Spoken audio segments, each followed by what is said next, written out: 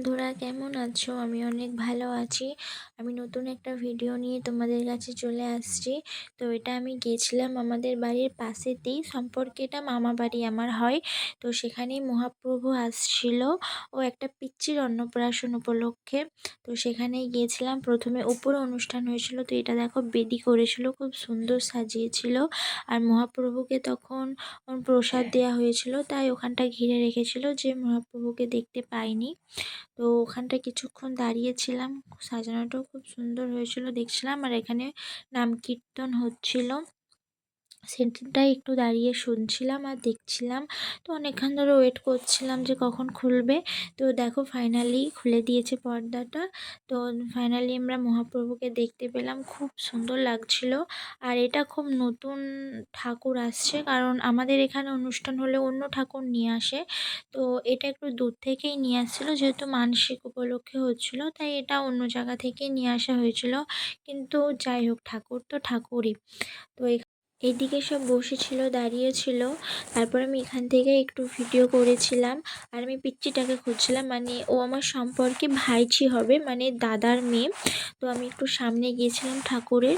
তো সামনে থেকে একটু ভিডিও করেছিলাম, খুব মিষ্টি লাগছিল। আর এই ঠাকুরটা আমি নতুন দেখছিলাম, তো খুব সুন্দর লাগছিল দেখতে।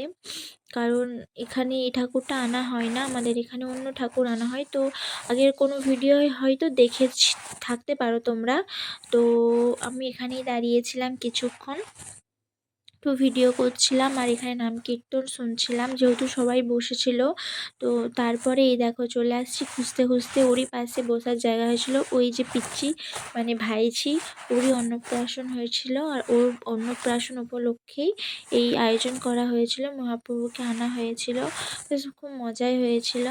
তো ওর তখন ছবি তুলছিল। এটা হচ্ছে ওর ঠাকুমা, মানে এটা হচ্ছে আমার মামি হয়। তো ও প্রচণ্ড কান্নাকাটি করছিল, তো অনেক কষ্টে বেলুন দিয়েছিল ভোলানোর জন্য, কিছুতেই ছবি তোলেনি। তো ওকে এখন বৌদির কাছে দিয়ে দিয়েছে, মানে ওর মায়ের কাছে। তো একটু চুপচাপ ছিল, অনেকক্ষণ ধরে ছবি তুলতে চেয়েছিলাম, তো মোটামুটি একটা দুটো তুলেছি। তারপরে ওখান থেকে চলে আসছিলাম এখানে নিচেতে এখানে খাওয়ার ব্যবস্থা হয়েছিল। আর এখানে স্টল বসেছিল ফুচকার। আর এই দেখো আমাদের গোপাল ভাঁড় দাদু খুব মজা করছিল, দেখছিলাম, খুব ভালো লাগছিল। আর এখানে স্টলে দাঁড়িয়েছিলাম, কতক্ষণ দাঁড়িয়ে থাকার পর মাত্র 3টে খেয়েছিলাম। খেতে খেতে এনার্জি চলে গেছিলো, আর খেতে ইচ্ছা করেনি, তাই আর খাইনি। তো সবাই খাচ্ছিলো, সেটা একটু দেখছিলাম। আর এখানে দেখা একটা ভয়ঙ্কর জিনিস আসছিলো, পুরো বনমানুষ। তো সবাই বাচ্চারা ভয় পাচ্ছিল। আর এখানে দেখো একটু ফাঁকা হয়েছিল, তারপর আর ভালো লাগেনি, খাইনি, একদম বসে গেছি মেন কোর্সে। তো তখন এখানে দেওয়া হচ্ছিলো থালা, আরে অনেক কষ্টে বসেছি।